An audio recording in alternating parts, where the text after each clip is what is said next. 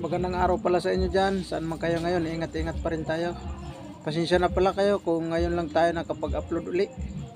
May papasyalan muna tayo mga katrabaders na mga magagandang manok din, yung kaibigan natin. Kaya samahan niyo ako mga katrabaders. Kaya let's go. Tingnan natin yung panglaban ng ating kaibigan. Gaganda ng mga manok nito, mga katrabaders.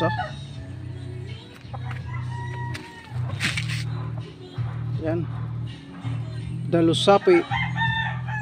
Yan ang kanilang panglaban. Ganda, laki ng katawan yan. Ito naman yung puti. Ganda, white kelso. Ganda ng mga laban nila. Matindi rin ito mamalo. Oh, sabi ng manok, oraw. Pero mga maayos yan mga katrabaders na bloodline. Ito naman yung pulang linaw, puti ang paa.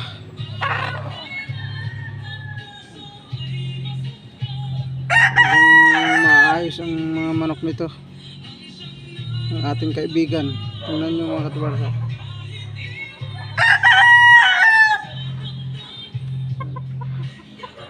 Ganda. Talagang kondisyon na kondisyon. Tapos ito naman yung puting-puti na white kelso. Dilaw yung paa. Ganda rin, no? Grabe.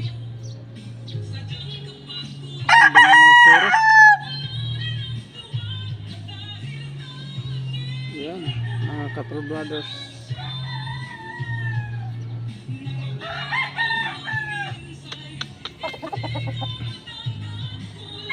Siguro mga kuwan pa lang ito mga katrabaders, mga 9 months. Yan.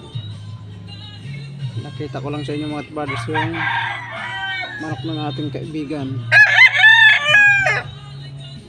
Ganda, bagong lugon. Ito naman yung gold.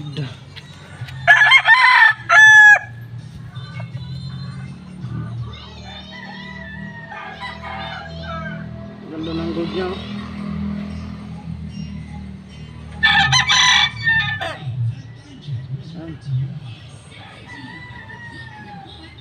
Talagang dito talaga nila nilalagay.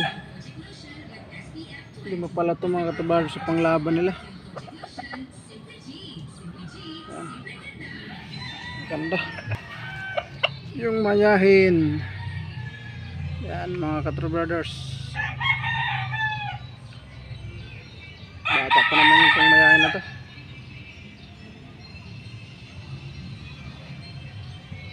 Ganda ng mayahin rin. Bata pa yan mga katrabaders, oh.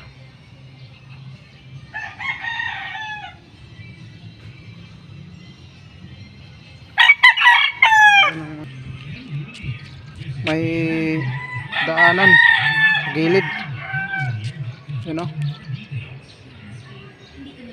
Yan. Ganda talaga.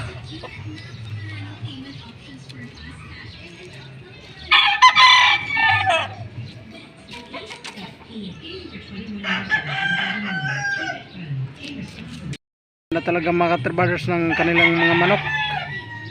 Pinasyalan muna natin. Hindi na tayo nakapag-upload ng tuloy-tuloy. Busy kasi lagi sa trabaho tayo. Grabe. Kaya ngayon lang lagan bakante ko na, kaya nakapag-upload ako. Yan, hanggang dito lang muna tayo mga katrabaders. Thank you so much sa inyo dyan lahat. God bless.